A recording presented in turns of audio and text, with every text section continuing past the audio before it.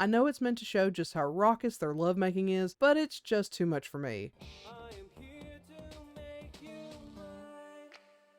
Hi, welcome back to my channel. Today, we'll be discussing Satoshi and Kakeru Second Helping by Tsutako Tsurusawa. Before we get started, there will be spoilers, so if you don't want to be spoiled in this manga, go ahead and click off now. No worries, I'll catch you next time. But for those of you who decide to stick around, let's go over some content warnings. There may be references to obsession, self-deprecation, dubcon, manipulation, stalking, suicide attempts, mental illness, sexual harassment, police, violence, BDSM including forced, mentions of drugging, invasion of privacy, excessive drinking, and attempted murder, as these things do appear in the manga. But if that's good with you, let's go and get started.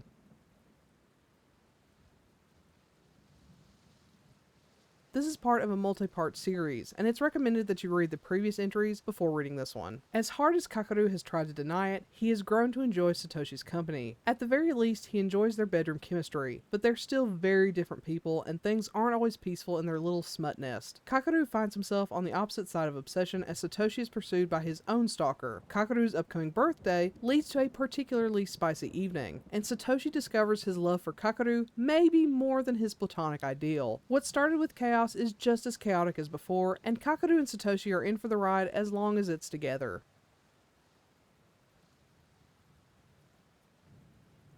To start with, to say I was excited to give this a read is an understatement. I've read a bunch of Tsutako Tsurusawa's work, and their style has grown and evolved to the point that it is so consistent and one of my favorites. Unfortunately, I do have to say the first story in this collection is a much older one, and it shows. Don't be discouraged though, after that we are back to the more modern style, which is beautiful. They're so expressive and each panel is super dynamic. I do have a consistent complaint though, that has always bothered me across all of their work: the intense use of sound effects. During sexy scenes, the entire page is littered with the things, which makes it very hard to distinguish what's going on. I know it's meant to show just how raucous their lovemaking is, but it's just too much for me. Regardless, I love this artist's style, and this is no exception. Now onto the story. This is a collection of stories with the thread of Kakeru and Satoshi connecting them all together. If you're looking for a full overarching story, that's not what this is. As the name suggests, this is another helping of an established couple, and we do rehash some of the past storylines. However, I like how the storylines have been turned on their head. My favorite is probably when it's revealed that Satoshi has a stalker of his own. The comedy in this story is peak, but it also creates a power dynamic switch that I really appreciate. Kakeru assumes that he is Satoshi's entire world and is untouchable. Though Satoshi doesn't reciprocate his stalker's feelings in any way, it does force Kakeru to realize Satoshi has options beyond him. Similarly, Satoshi starts to explore his sexuality on his own. A lot of what he complains about is that his relationship with Kakeru doesn't align with the platonic ideal he had imagined, but Satoshi spends a lot of time on his own since he works from home, and he gets used to constant sexual advances. This sends him on a humorous journey of exploring sex toys and in turn exploring his sexuality. Satoshi always seemed to hate or be disgusted by the fact that they had such an intimate physical relationship, one that he seemed to think devalued their relationship. So for him to indulge in his desires as a means of controlling those desires, only to realize he doesn't want to control them, is everything. Finally, I would be doing this volume a disservice if I didn't mention we get a semi-crossover with Tsutako Tsurusawa's other series, their Catboy verse, which starts with saving my favorite for last. I have mentioned a number of times when reviewing this series that Satoshi and Kakeru remind me of the characters from Saving My Favorite for Last. So to finally see them in that universe scratched an itch I didn't even realize I had. I will say it isn't the perfect crossover I would have wanted. They mention breeding and having babies, but it ends before we see that come to fruition. As many of you know, I'm an impreg fanatic, so seeing it mentioned had me rabid. So to see it not happen hurt because I desperately wanted to see a baby between Satoshi and Kakeru, but I'm glad I got to see this crossover all the same.